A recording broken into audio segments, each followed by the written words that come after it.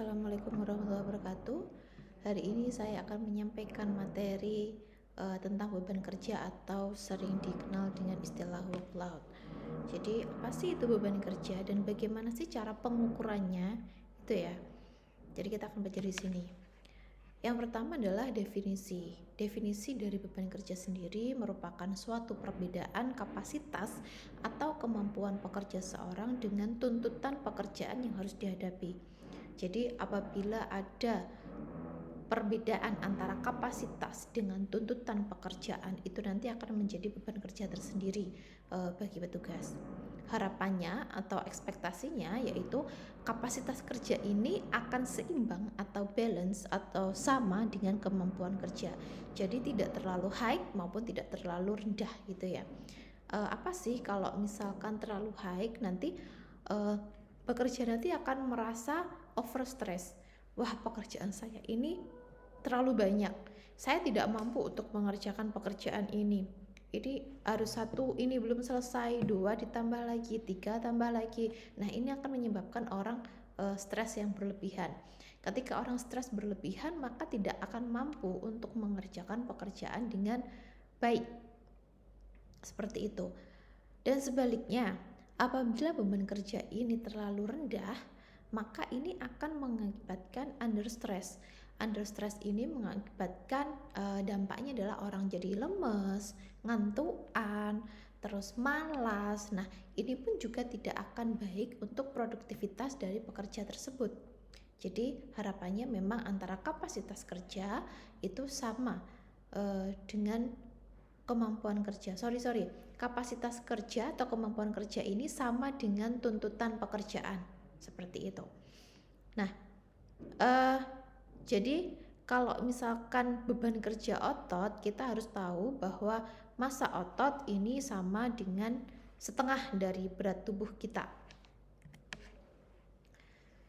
Nah, beban kerja sendiri terbagi menjadi 3, yaitu beban kerja fisik, mental, dan juga sosial. Selain itu, ini adalah beban utamanya. Kalau beban tambahannya itu ada beban kerja, yaitu dia itu harus mengetahui kemampuan orang. Nah, kemampuan pekerja ini terdiri dari kemampuan fisik, kognitif, dan juga ada keterbatasan. Seperti itu. Dia dipengaruhi oleh 3 aspek tersebut.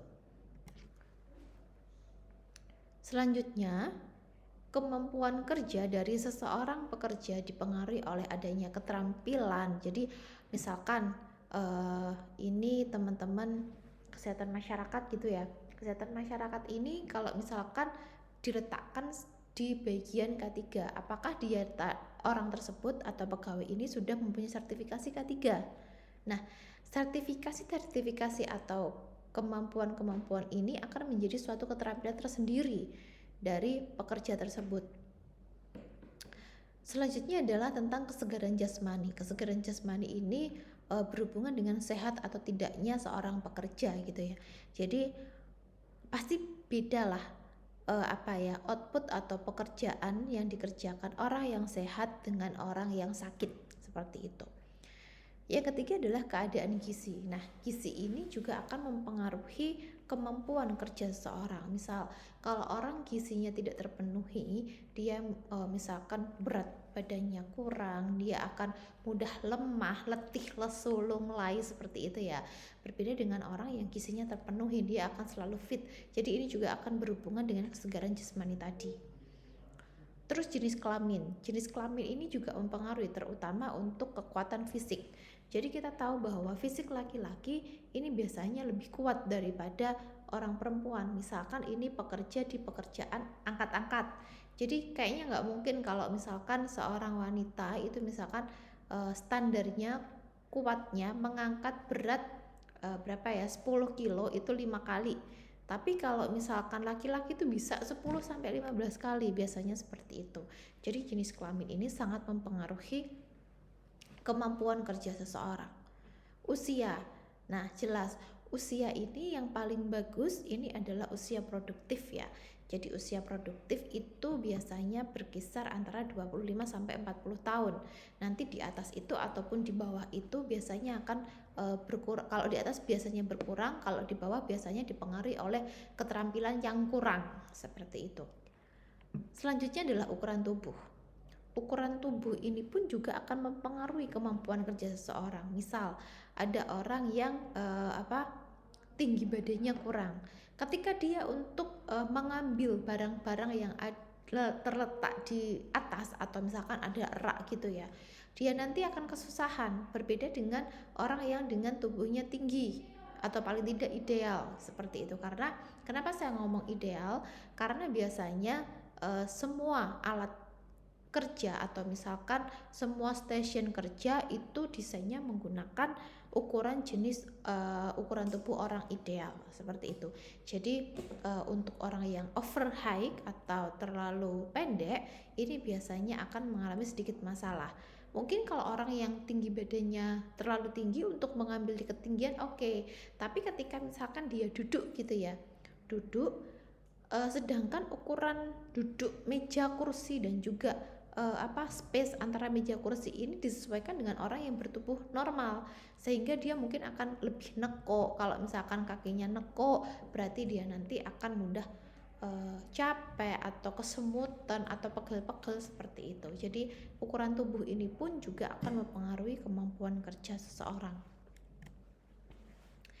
Nah, ini adalah faktor yang mempengaruhi beban kerja. Jadi beban kerja sendiri dan juga kapasitas kerja dipengaruhi oleh faktor eksternal dan juga faktor internal. Apa sih itu faktor eksternal? Faktor eksternal ini adalah faktor yang berasal dari luar tubuh pekerja. Contohnya adalah tugas yang dikerjakan, terus sistem organisasi ataupun manajemennya. Jadi kita tahu ya bahwa setiap instansi itu mempunyai sistem organisasi maupun manajemen yang berbeda-beda, dan ini juga akan mempunyai dampak atau pengaruh kepada pegawai itu juga berbeda-beda. Bahkan sistem organisasi ini juga dapat menambah beban kerja seseorang. Yang selanjutnya adalah lingkungan kerja. Lingkungan kerja ini bisa diartikan lingkungan kerja fisik maupun lingkungan kerja sosial gitu ya.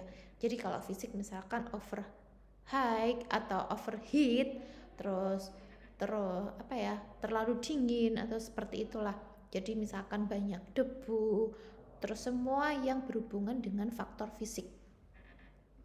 Kalau faktor sosial apa Bu? Misalkan seperti itu.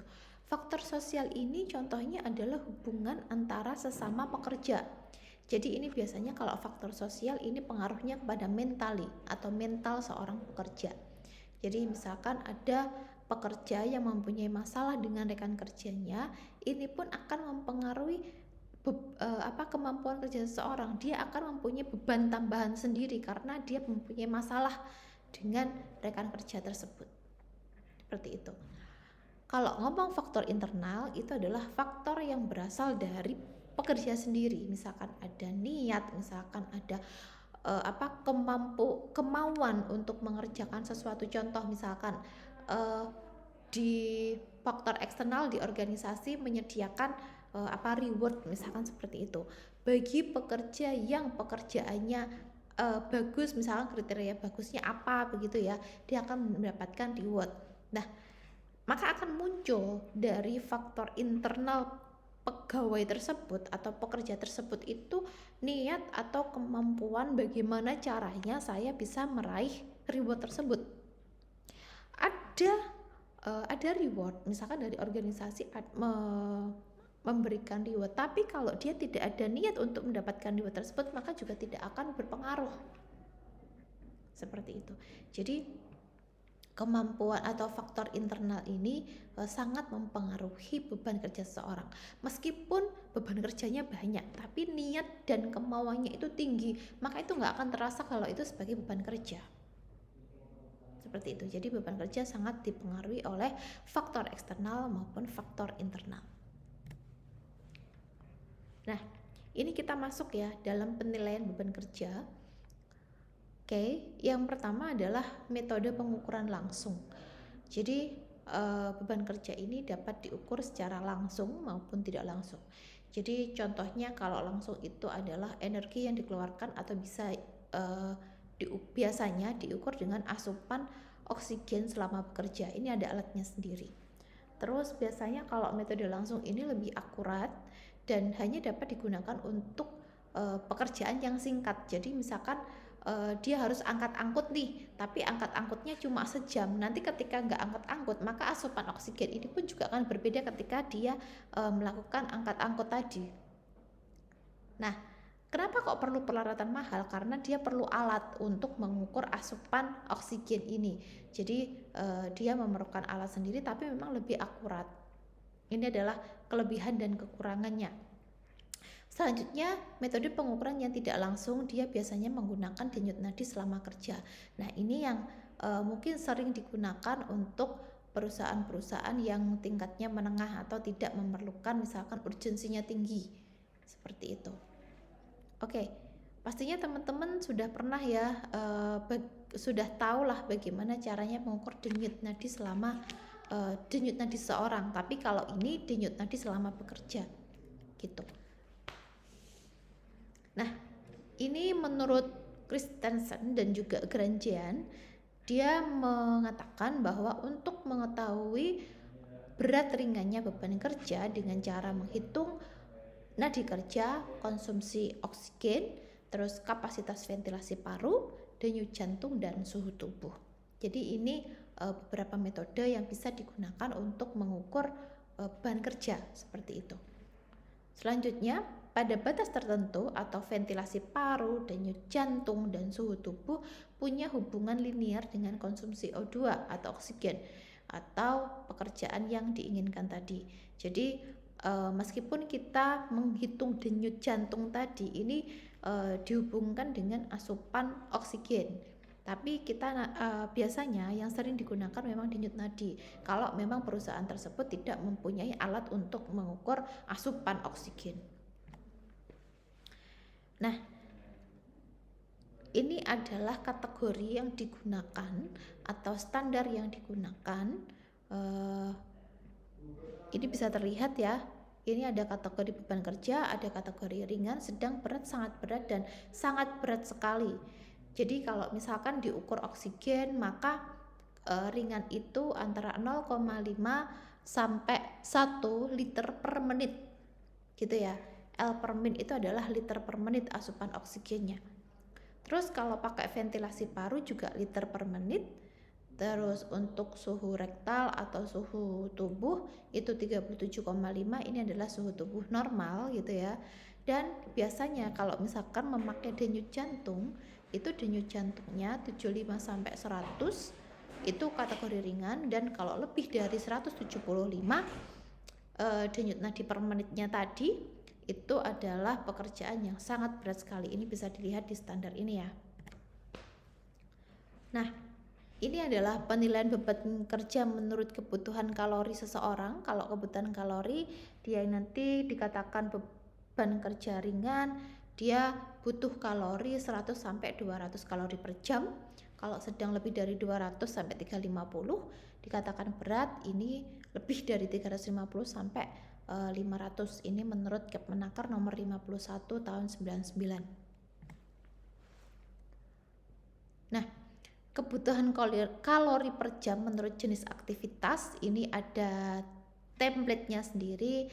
Misalkan jenis aktivitasnya apa? Oh, tidur pun ternyata masih butuh loh kalorinya adalah 0,98 per jam per kilogram berat badan. Nah, ini bisa dilihat. Ini saya rasa mudah sekali kita menggunakan ini. Nah, ini dikutip dari Sumakmur. Nah, itu tadi kan template-nya. Kalau template kan tinggal baca ya. Ini adalah contohnya. Ada pekerja laki-laki dengan berat badan 70 kg bekerja sebagai tukang batu di bawah terik matahari. Nah, gimana sih caranya mengukur beban kerja dari orang tersebut gitu kan ya. Jadi kita tahu bahwa kebutuhan kalori per jamnya beban utamanya adalah 5,71. Dilihat dari mana misalkan begitu ya. Kita lihat seperti ini. Ini ada pekerja laki-laki sebagai tukang batu. Gitu ya. Tukang batu.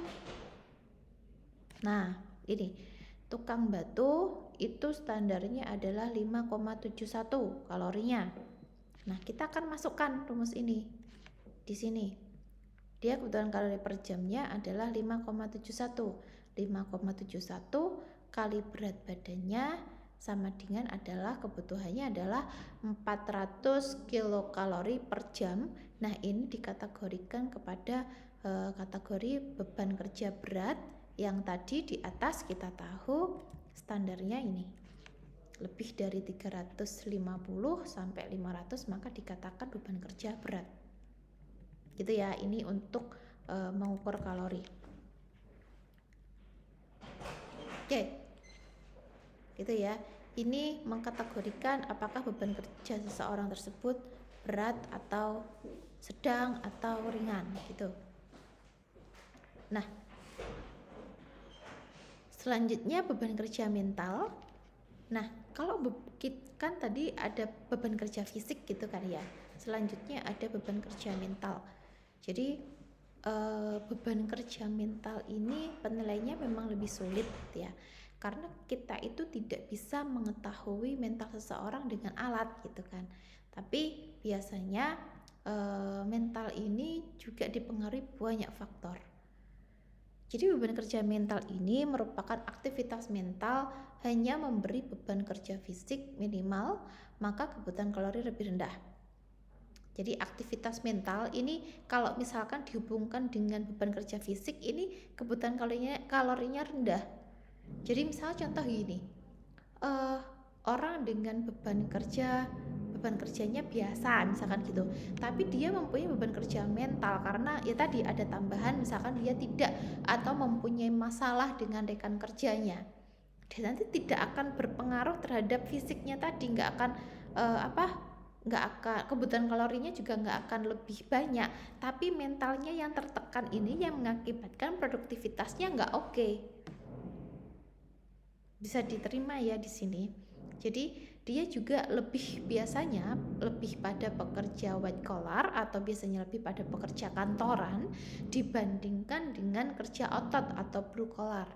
Jadi kalau kerja otot itu lebih ke fisik, tapi kalau kantoran biasanya ke mental. Oh, hubungannya dengan temannya, terus misalkan lebih ke tanggung jawabnya, itu ke mental yang dibanting, bukan fisiknya. Terus dia yang dinilai tingkat ketelitian, kecepatan, dan konsistensi kerja. Kalau misalkan dia biasanya mentalnya udah kena gitu kan ya, istilahnya kalau bahasa-bahasa sekarang, dia nanti untuk konsistensi kecepatan bekerja itu juga akan berkurang.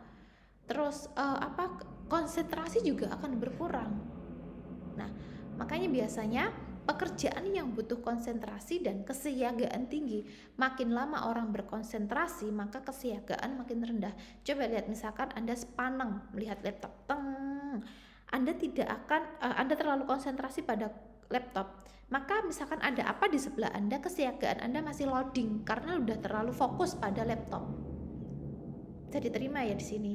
Nah, makanya untuk beban kerja mental ini karena biasanya yang diteliti adalah tingkat ketelitian, kecepatan, dan konsistensi dalam bekerja, maka biasanya dia menggunakan uji waktu reaksi, bukan waktu reaksi ya.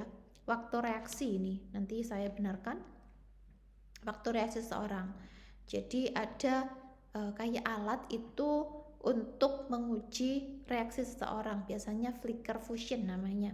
Itu dilihat dari banyaknya kedipan, itu macam-macam seperti itu. Tapi tidak usah, kita tadi hanya mempelajari tentang beban kerja fisik aja, karena kalau beban kerja mental ini memang lebih susah gitu. Oke, thank you. Mungkin ini yang bisa saya berikan, semoga bermanfaat buat teman-teman. Silahkan dipelajari sebelum nanti kita ujian di